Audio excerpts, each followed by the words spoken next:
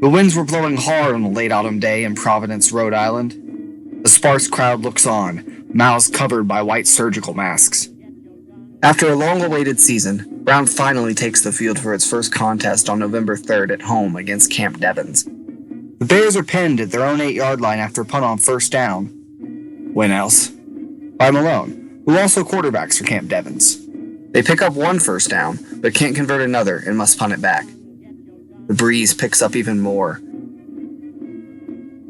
The ball travels less than 20 yards in the air and is fair caught at Brown's own 35-yard line. On the next play, George Hoban, Camp Devens' coach, team captain, and halfback, breaks through Brown's defensive front and dashes 35 yards for a touchdown. Hoban last played for Lehigh University in 1914, where he started for a formidable 8-1 squad in his final of 3 years with the Warhawks. That was 4 seasons ago. Now he's a football veteran in his mid-20s, on the field for a squad that had its pick from thousands of drafted males ages 21 to 31, training for war under the 304th United States Infantry Regiment. From Brown's student newspaper published 2 days later, the visitors were mostly all former college stars and had the advantage in weight and experience. Camp Devens cruised to a 20-7 victory, with Brown's lone touchdown coming down 3 scores in the fourth quarter after back-to-back roughing penalties against their opponent handed them 30 free yards. Brown would lose his second game to a non-major in League Island Navy before beating 2 fellow Ivy League schools with actual college football teams in Dartmouth and Harvard. They finished 2-3. This is college football in the year 1918. It was as much about military training as it was sport, and it probably should never have happened.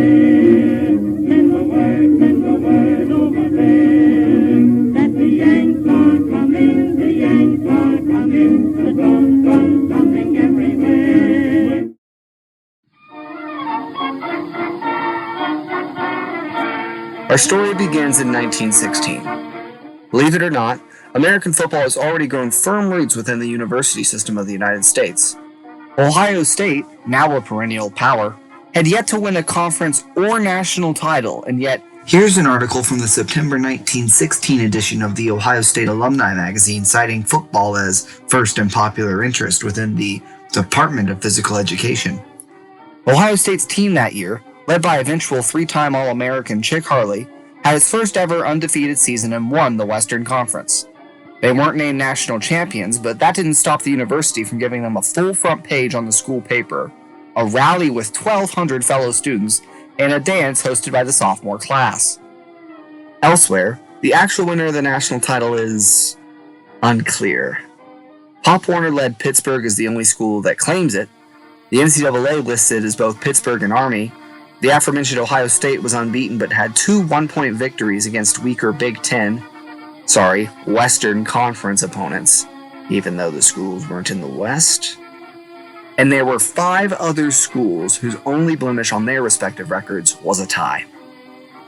This all to say, if you think the current leadership structure of college football, where the NCAA kinda sorta but not really has governing power, and the power conferences dictate things such as schedule making, regional alignments, and, well, whether their teams play during a pandemic, imagine a time where the NCAA had, in essence, no governing ability outside in-game rule changes. It wouldn't have real enforcement power until 1942. And more schools were independent than were aligned with the conference. It was chaos. Nothing compared to the chaos about to ensue, however. Over in Europe, there's a war going on, a fairly large one. You may even call it a Great War. The United States is sorta helping supply one side, but isn't directly involved with the conflict. The country is in a period of isolationism, and the president just wants everyone to hug it. Wait, what's that sound? You hear it? I think someone's sending a telegram. What's this?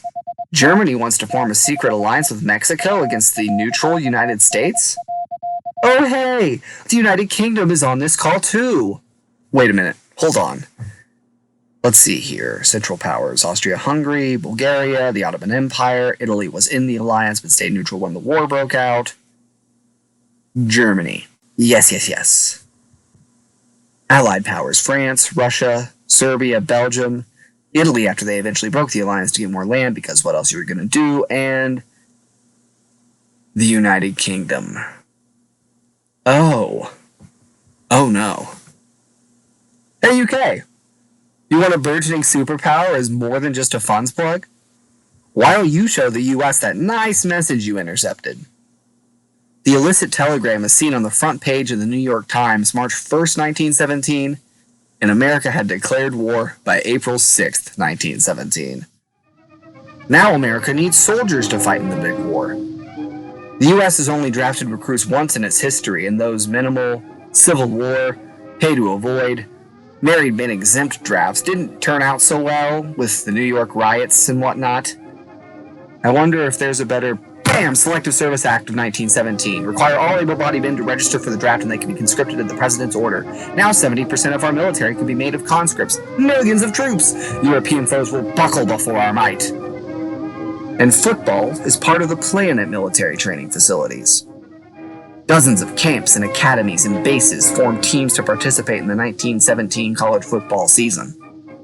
Football teaches discipline, toughness, teamwork, and according to multiple newspapers and base camp records, it was good practice for bayonet charges. Former collegiate players got a second shot on the gridiron through whichever military outpost they were drafted into. With each base filtering through thousands of college-aged or post-college-aged men, many such outposts, such as Camp Devens, had no shortage of talent to win a few games with.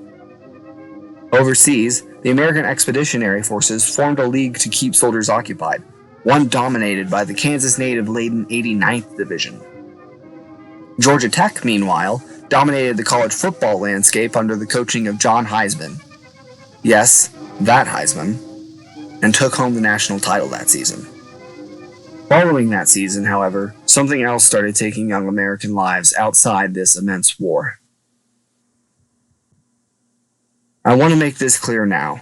Nothing in this video is meant to trivialize the terrible worldwide pandemic that is COVID-19.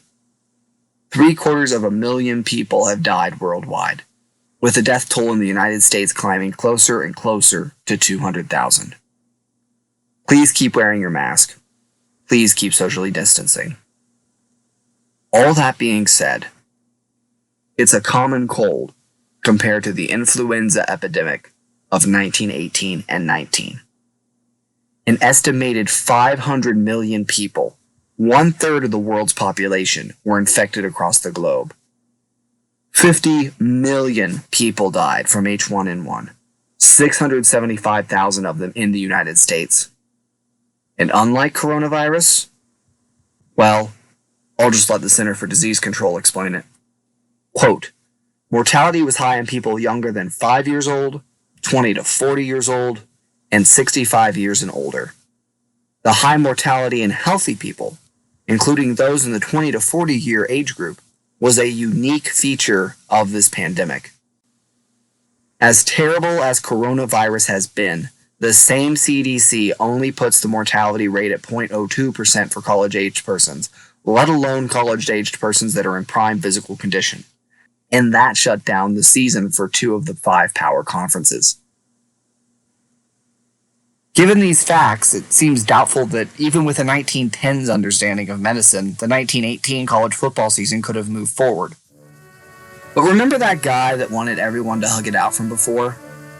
Well, he wrote a letter stating football is good for American morale and develops strong soldiers. Spanish flu be damned. Speaking of which, do you know why it was and is commonly called the Spanish flu? Because it started in Spain and Spain had it worse. It's all Spain's fault. Spain, right here. Look at the map. Spain. That's right. Neutral Spain struggled with influenza and spread it elsewhere in far lesser amounts, while the strong, formidable Allied powers were hardly impacted. A scapegoat to pacify civilian concerns? What do those words even mean?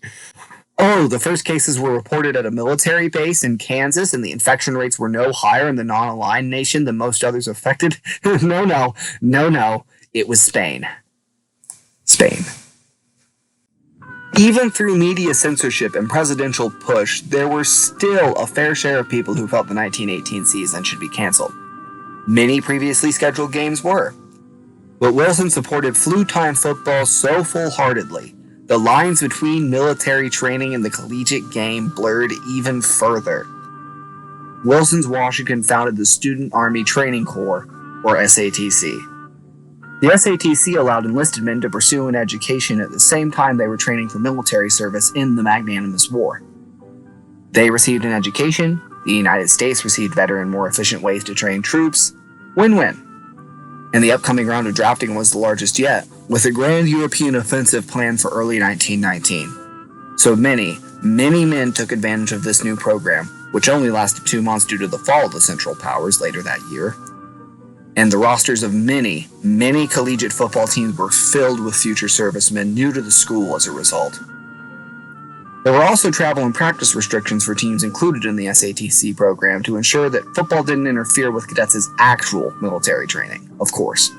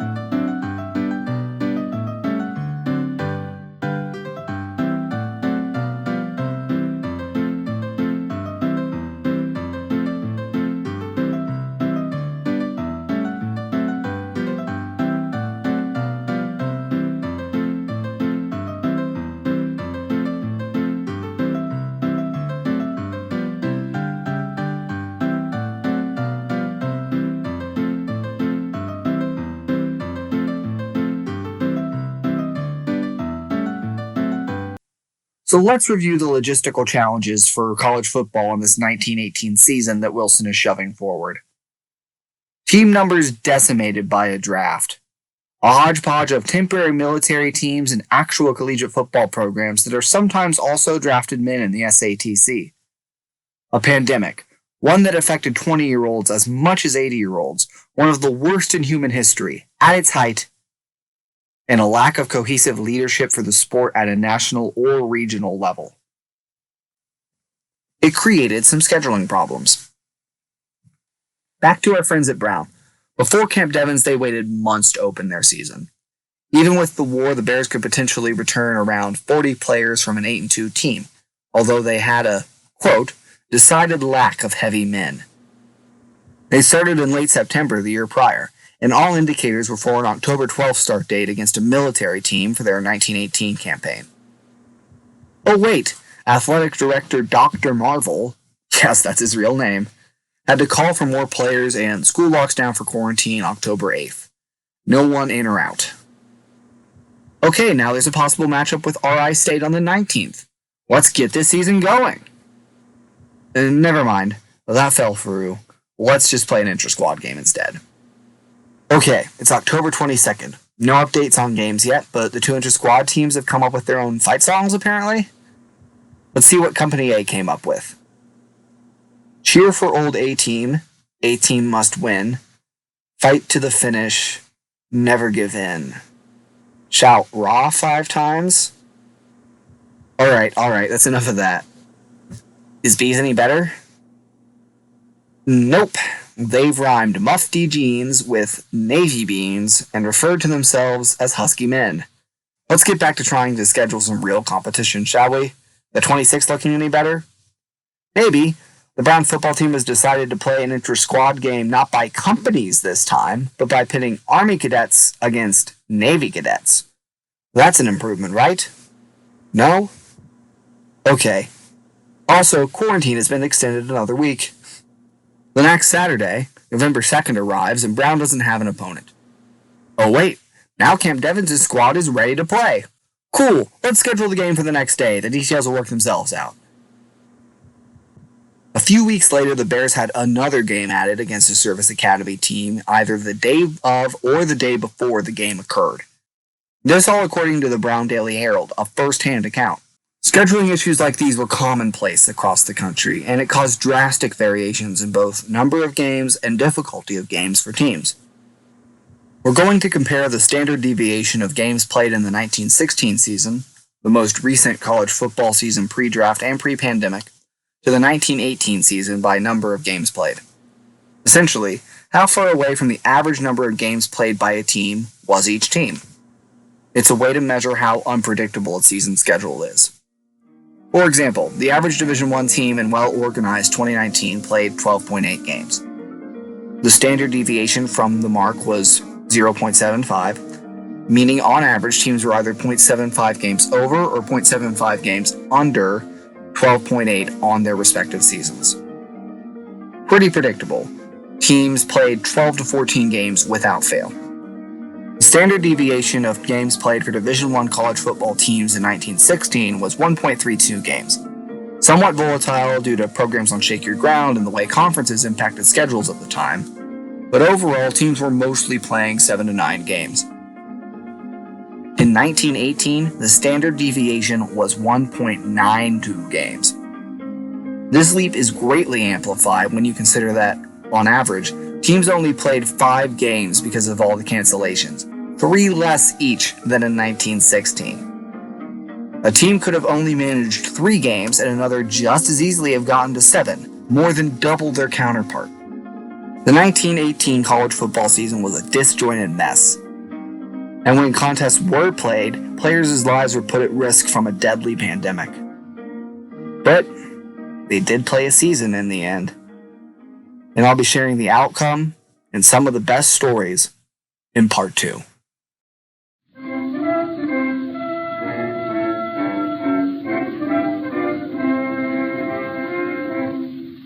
Place, hot, scene, dark, silvery moon is shining through the trees.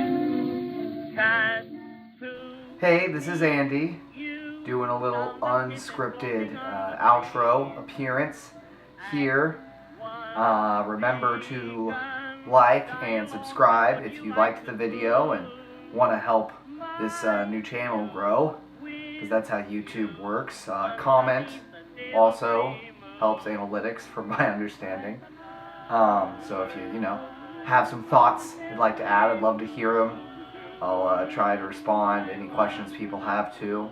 If you want to see more videos like this, this is the first one on this channel, but I would recommend anything John Boyce has made for SB Nation. Clearly I took a lot of influence from him if you've seen him before. His series called Pretty Good I would highly recommend, and Chart Party. Also took a lot of inspiration from Imp Lemon's Never Ever series, and Bill Wirtz's couple of history videos, History of the World I guess, and History of Japan. So I'd recommend those videos if you kind of like this style, I guess. Something more informative, entertaining. I tried my hardest on that last one. So yeah, have a great day and thank you for watching, especially if you made it this far.